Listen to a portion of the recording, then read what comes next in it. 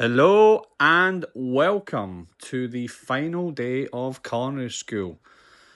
Today I'm going to show you guys how I made my graduation dinner, which was 100 portions of butter chicken curry pies. So first off, I had to roll out 100 short crust pastries. So I basically had to get some cold butter and flour with a little bit of water and mix them up until they became a soft dough. I then wrapped each one up individually and put them in the fridge for about an hour. I then rolled out each one so I could get at least 9 pie crusts from each one. And here we go, this is the first batch. I then had to blind bake them, so I poked holes in the bottom of them to make sure that they didn't rise. And this is the outcome of the blind bake.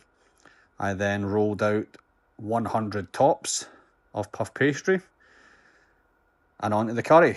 So we're chopping up 40 pounds of chicken, 40 onions, God knows how many garlics, and I had to basically put all the onions into the RoboCoupe to get them all nice and very, very finely diced because we're going to turn that into a paste. Here is the garlic and almonds, which I smashed up into a powder.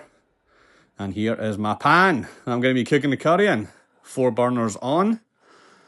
And we're going to start. So this is the mise en place for the curry paste. So we've got cinnamon and bay leaves and cardamom pods and methi leaves. And so we just get all that in to some oil and wait for the cloves to start popping.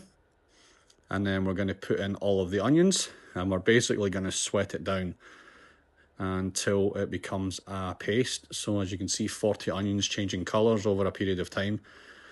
Doesn't really yield a whole lot, so I was starting to get a bit worried. So here's stage 2 with the garam masala and the turmeric and the cumin and tomato ketchup and a whole bunch of different stuff there. So get that into the pot. So this is for the chicken. So one cool thing about chicken is if you put it into a pot and then bring it to a boil, by the time the pot boils, the chicken is actually perfectly cooked. So that was a cool little trick. And so this took a little bit of time to bring to a boil because it was such a huge pot. I then took all the chicken out and went through it, removed all the cinnamon sticks and stuff like that, and back in with the onions so we can start making the curry paste, or curry gravy as they call it.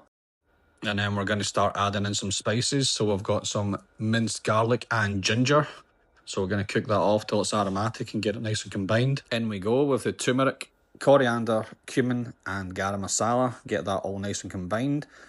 And at the next stage, we're just going to cook that off a little bit. And then we're going to start adding some of water, or the stock that I made the chicken in, because that was nice and boiled. So that was going to give us some extra depths of flavour. Here is the Kashmiri chili powder going in with the almonds, tomato paste and sugar. And so this is our basic curry paste that we have.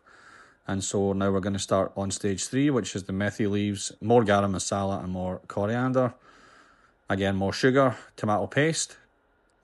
And then in with the chicken and some heavy whipping cream. Basically stir this off and cook it for another 30 to 40 minutes and top off with some methi leaves. And this is probably the best curry I've ever made. It was incredible. So I made 4 hotel pans. Next stage is getting all of them into the pie crusts and then egg washing the sides so that the top stick, and then egg washing the top of them, putting them in the oven. Golden, crispy and delicious curry pies coming out of the oven. Nice and hot, beautiful. And this was the final product, which I was absolutely fucking over the moon with. It was 3 days of solid hard work, but the end result was absolutely fucking incredible, and I am over the moon with what I achieved. Don't forget to like, comment, share and subscribe. See you tomorrow. Bye.